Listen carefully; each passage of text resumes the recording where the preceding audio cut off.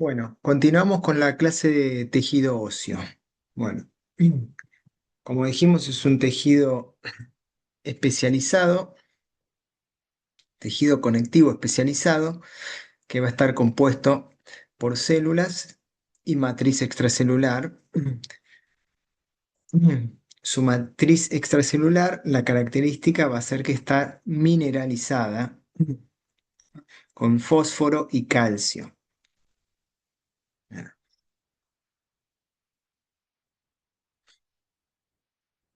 Los elementos, las células que van a componer este tejido óseo van a ser los osteoblastos, las células formadoras de hueso, los osteoclastos, los osteocitos y esta matriz ósea. Bueno, los osteoblastos, mm, células formadoras de hueso, como les dije recién, sintetizan la matriz ósea, van a producir gran cantidad de fibras de colágeno tipo 1, van a tener alguna participación también en la mineralización. Son de origen mesenquimático también. Bien. Los osteoclastos son las células, van a ser las células encargadas de realizar la reabsorción, la reabsorción ósea, bien digo. Son multinucleadas y le van a liberar enzimas que van a generar la degradación de esta matriz ósea. Participan junto con los osteoblastos en la remodelación, en el proceso de remodelación ósea.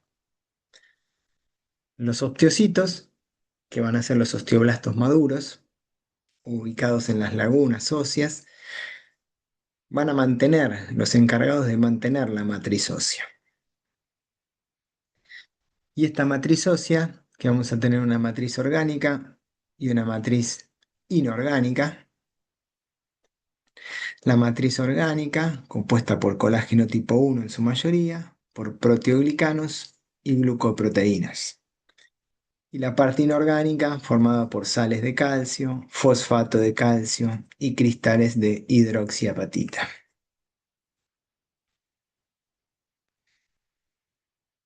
Bueno, el proceso de remodelación ósea, que ahora lo vamos a explicar. Acá hay una imagen sacada del libro de cómo es el proceso este de remodelación ósea. Bueno, que es un proceso continuo de renovación del tejido óseo para mantener su estructura. Es un proceso fisiológico y continuo para mantener el equilibrio, ¿no? Para mantener la homeostasis del hueso. Va a incluir dos fases, una fase de formación y una fase de resorción ósea.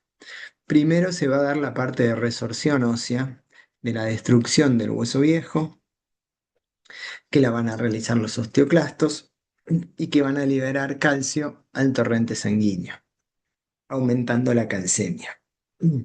A veces de forma fisiológica, cuando se necesita aumentar la calcemia, activados a través de la paratormona que ahora vamos a hablar, va a ser la encargada de activar a los osteoclastos para generar esta resorción eh, ósea y aumentar los niveles de calcio en sangre. Y la formación ósea, que es el otro proceso que continúa luego de la resorción para producción de hueso nuevo, la van a realizar los osteoblastos.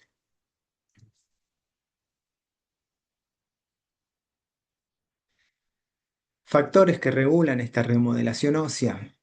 Bueno, vamos a tener factores hormonales, como les dije recién, la parotormona, hormona de la glándula paratiroides, que va a tener la función de activar a los osteoclastos y generar resorción ósea. Cuando estos procesos están desregulados o por algún motivo, con alguna causa, algún estímulo, se genera mayor resorción que formación de hueso o la resorción ósea es demasiado elevada, vamos a empezar a tener problemas de huesos débiles o daños en la estructura del hueso, que por ejemplo se puede dar cuando tenemos patologías renales o patologías intestinales, donde la absorción del calcio se ve disminuida o alterada, se estimula esta paratormona para generar mayor resorción ósea, para aumentar los niveles de calcio en sangre, producto de que se está perdiendo demasiado calcio, ya sea por orina o por déficit de absorción en el intestino. Entonces, ¿de dónde vamos a sacar calcio? Lo sacamos del hueso. Pero bueno, esto en forma alterada o demasiado elevado o un ritmo muy rápido puede debilitar demasiado el hueso si es que no está en conjunto con la formación nueva de hueso. Bueno, alteraciones de vitamina D, alteraciones de los estrógenos, bueno, un montón de cuestiones que pueden generar que se estimule más la resorción ósea y se debilite el hueso.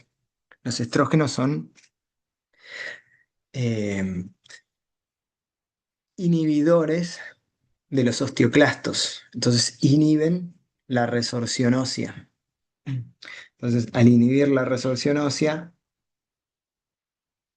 em, siempre va a quedar el hueso mucho más firme y más fuerte. Cuando por algún otro motivo, como dijimos, o en el hiperparatiroidismo, hay mucha cantidad de paratormona, estimula demasiado la acción de los osteoclastos y eso debilita un montón el hueso. Bueno, o por acciones mecánicas, factores que regulan por acción mecánica el mantenimiento del hueso. La carga mecánica es un gran estímulo,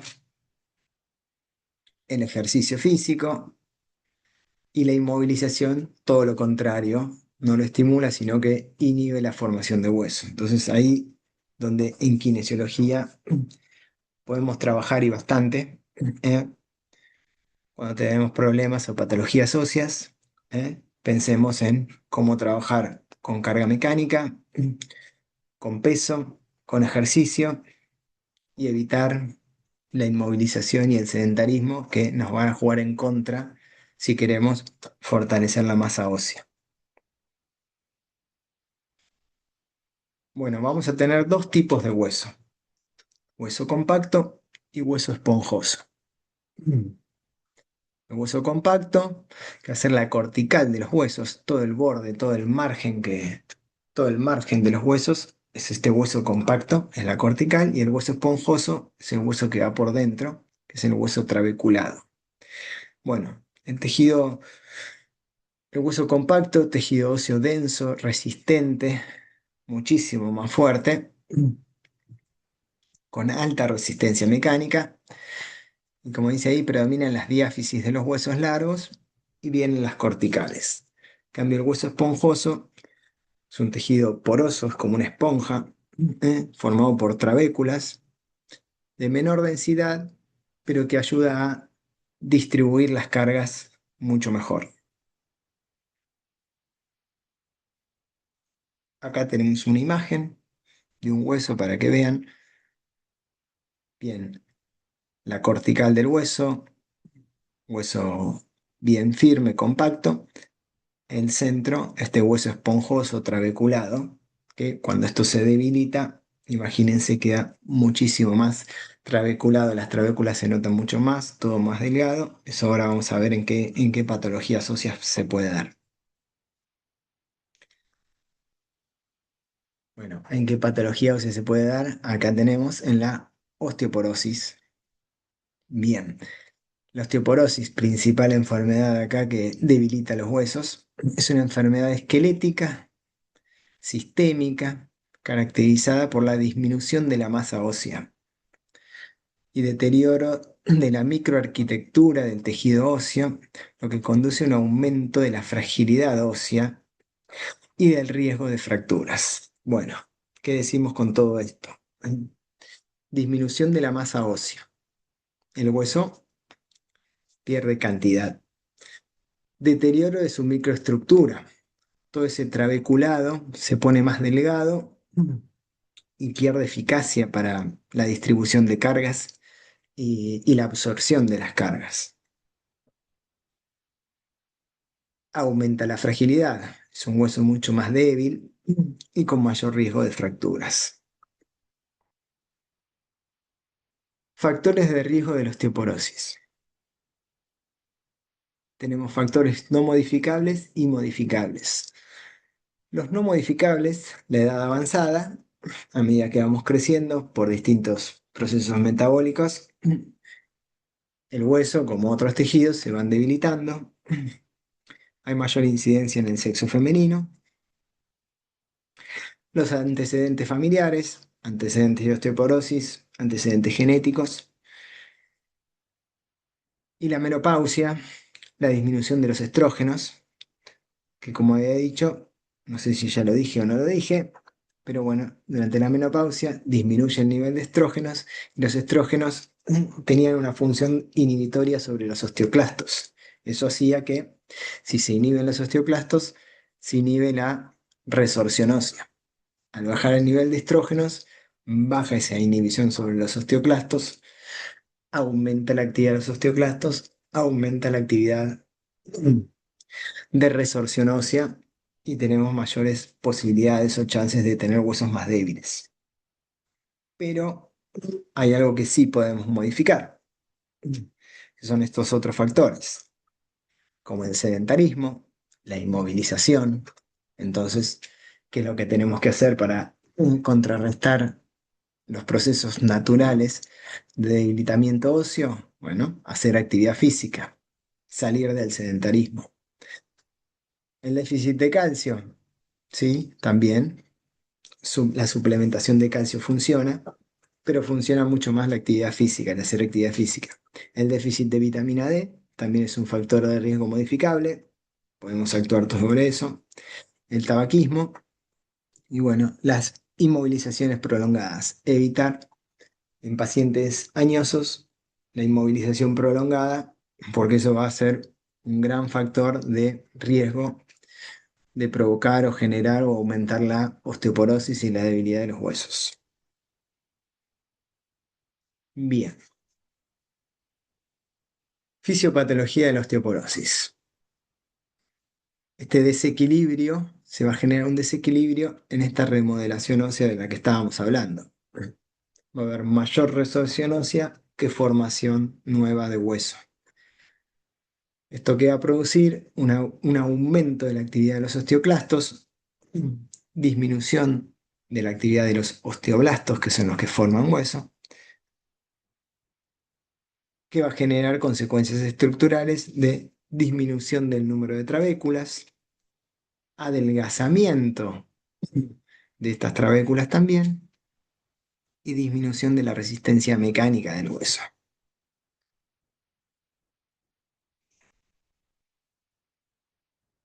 Otras dos enfermedades claves que vamos a hablar y con esto terminamos, enfermedades óseas, son la osteomalacia y el raquitismo.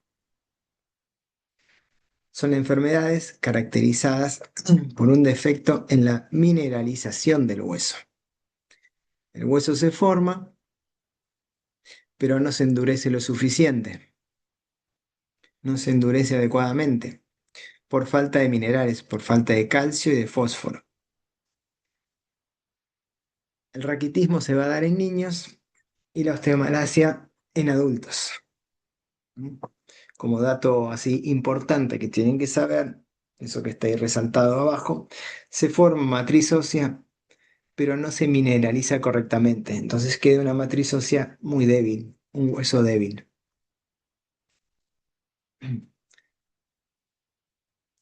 El problema central en estas enfermedades es este déficit de vitamina D, una alteración en el metabolismo de la vitamina D. Entonces no es la cantidad de vitamina D, sino una alteración en su metabolismo.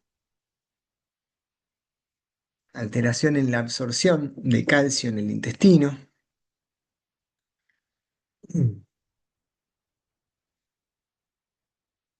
que va a alterar esta mineralización de la matriz ósea. Si falta vitamina D, va a disminuye la absorción del calcio.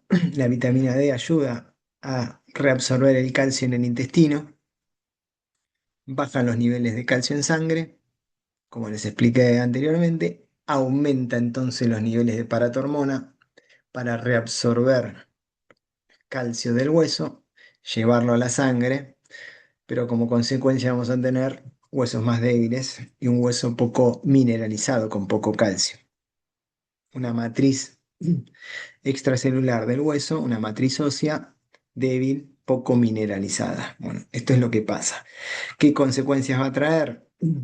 Por ejemplo, en niños, que el cartílago de crecimiento, si no se mineraliza y no se fortifica correctamente, a medida que empieza a soportar carga, que empieza a hacer actividad física, lo que va a pasar es que ese hueso va a empezar a sufrir deformaciones por la debilidad que tiene y vamos a tener deformaciones óseas estructurales que luego se van a mantener en el resto de la vida. Bueno, chicos, con esto terminamos con esta pequeña base clase que les va a quedar grabada sobre este tejido especializado. Espero que les sirva. Amplíen conocimientos desde los libros, desde la bibliografía. Utilicen las guías para armarse los resúmenes y que les sirvan para estudiar para el examen y para formar bien los conceptos. Bueno, muchas gracias por todo. Nos vemos en clase y por campus. Hasta luego.